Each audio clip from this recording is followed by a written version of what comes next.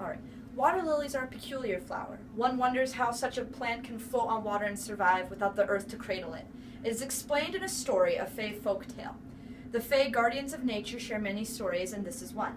The story of the water lily represents life and risk, and this is why. Once, a long time ago, there was a desert.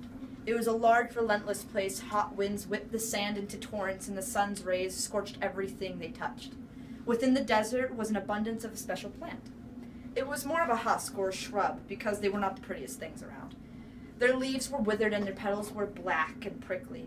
Even though there was many of them, they lived short lives, never growing or turning green. None of them understood, and they wondered if there was more to the sad desert life they survived in. The desert dwellers whispered to each other through the winds and came to a consensus. It was time to leave and see what the world had to offer. They picked up their roots and began their journey. Their progress was slow. Many days and nights passed, but the prickly ones kept going. Sandstorms and intense heat were endured countless times until something new was finally before them. It was a large forest full of green and towering trees. The plants wanted to be like those trees, but they were unable to have their silky roots penetrate the earth. So, fate had a different plan for them. They kept going. Within the forest was a vast lake. The body of water terrified the poor creatures. Its vastness made them fear of being swallowed up.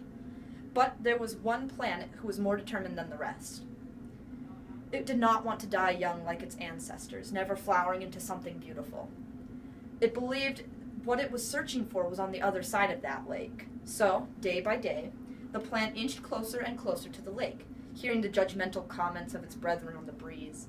Crazy, insane. The plant continued trying not to be fazed, and when its roots finally touched the water, it was shocked and terrified. It refused to move for many nights, fearing the beast before it would snuff out its existence. After an eternal wait, it realized that no harm had fallen upon it, and slipped fully into the water. The flower was buoyed, floating gracefully on the smooth surface of the lake. The withered husk felt stronger than ever, and it began to change. Its leaves stretched and expanded, becoming lush and green. Its roots reached out in longing, drinking down as much of the sweet nectar as possible.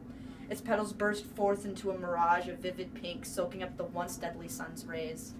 There was nothing for the flower to fear. It was safe and finally home. As it flourished, the others became jealous of its new beauty and joined it, wanting to be just as flamboyant. One by one, they conquered their fears of the lake and grew strong as well.